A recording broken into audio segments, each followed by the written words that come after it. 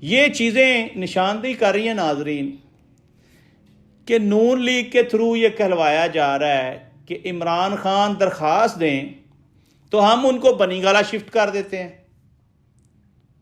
جس شخص نے 2-2.5 سال قید کاٹی ہے ناحق، وہ آج اس چھوٹی سی آفر پہ کیسے بک جائے، کیسے اپنے آپ کو آزاد کرا لے، کیسے جیل چھوڑ کے اپنے گھر میں منتقل ہو جائے؟ وہ نہیں ہوگا۔ میں نے ایک بندے سے سوال کیا کہ عمران خان کیسے رہا ہوگا؟ اس بندے نے بڑا زبردست جواب دیا، بڑا دانشور آدمی تھا۔ اس نے کہا ایک بندہ اس کو چھڑوا سکتا ہے۔ میں بڑا حیران ہوا کہ وہ بندہ کون ہے؟ اس نے کہا اس کا نام ہے عمران خان نیازی۔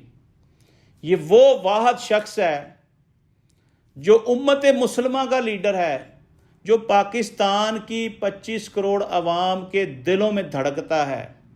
5% لوگ ہوں گے جو اس کو ڈس لائک کرتے ہوں گے، 95% اس کو لائک کرتے ہیں۔